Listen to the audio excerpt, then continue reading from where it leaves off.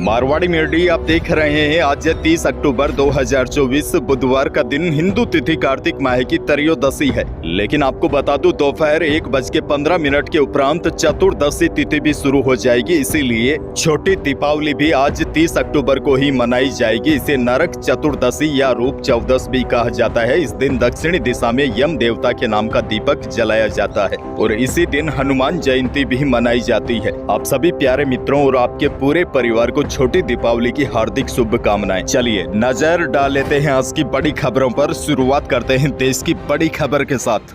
बड़ी खबर, दीपावली से पहले पीएम मोदी ने 70 साल और उससे अधिक उम्र के नागरिकों को बड़ा तोहफा दिया है। अब अमीर हो या गरीब, सभी वरिष्ठ नागरिकों को आयुष्मान भारत प्रधानमंत्री जन आरोग्य योजना के तहत 5 लाख रुपए का स्वास्थ्य बीमा प्रदान किया जाएगा। और बड़ी बात यह है, इस योजना में मुफ्त इलाज के लिए कोई भी शर्त नहीं रहेगी। इनकम, पेंशन, बैंक बैलेंस, जमीन या पुरानी बीमारियों के आधार पर किसी भी बुजुर्ग को इस योजना के दायरे से बाहर नहीं किया जाएगा। देश में 70 साल से ज्यादा उम्र के करीब 6 करोड़ लोगों को इस योजना का फायदा होगा।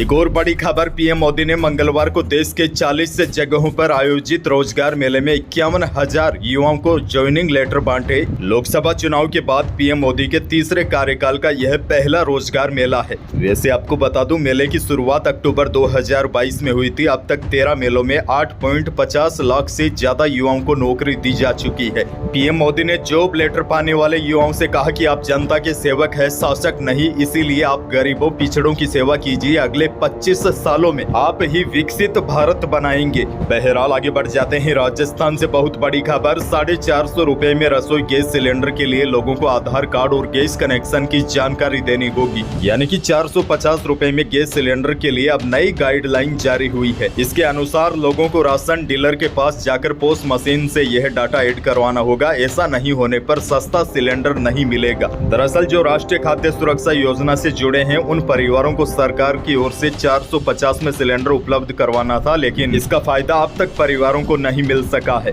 क्योंकि कंपनियों ने सरकार से डाटा शेयर करने से मना कर दिया है। डेटा नहीं मिलने से योजना का लाभ परिवारों को नहीं मिल पा रहा है।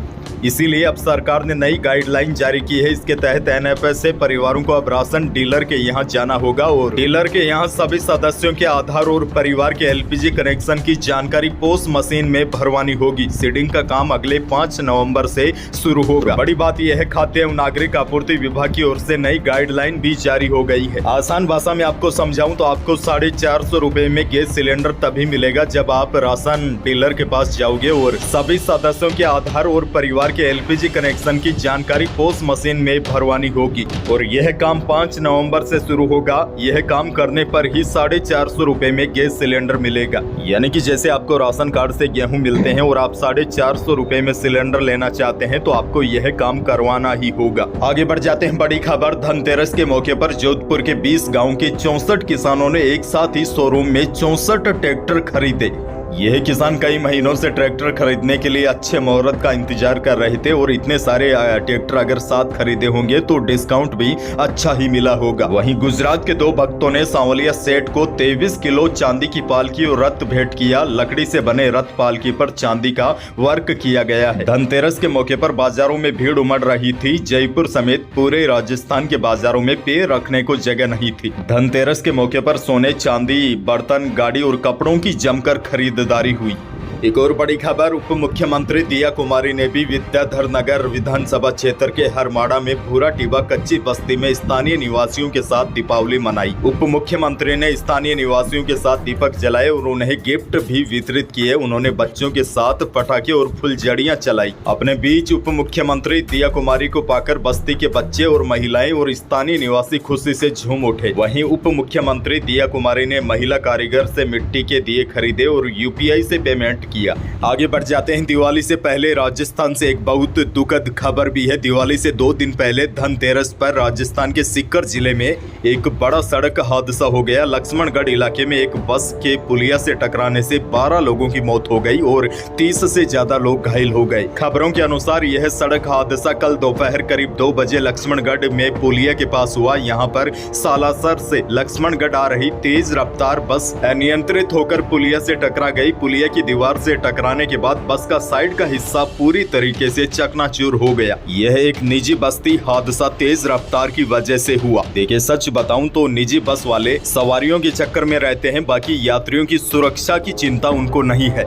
इस हादसे को लेकर भी आरटीओ अधिकारियों ने ड्राइवर की लापरवाही बताई है। हालांकि हादसे में ड्राइवर की भी मौत हो चुकी है। सवारियां ड्राइवर को कहती रही कि बस को धीरे चलाओ, लेकिन ड्राइवर तेज रफ्तार से बस को दौड़ाता रहा। आगे बढ़ेंगे, एक और बड़ी खबर। राजस्थान में प्रतियोगी परीक्षाओं में धांधली को रोकने के लिए कर्मचारी चयन बोर्ड ने अब एक नया फैसला किया है। इसके तहत भर्ती परीक्षा में शामिल होने वाले अभ्यर्थी को अपने मूल दस्तावेजों में फोटो को अपडेट करना होगा। अगर किसी भी अभ्यर्थी की फोटो 3 साल या उससे ज्यादा पुरानी होगी तो उसे भर्ती परीक्षा में शामिल नहीं किया जाएगा।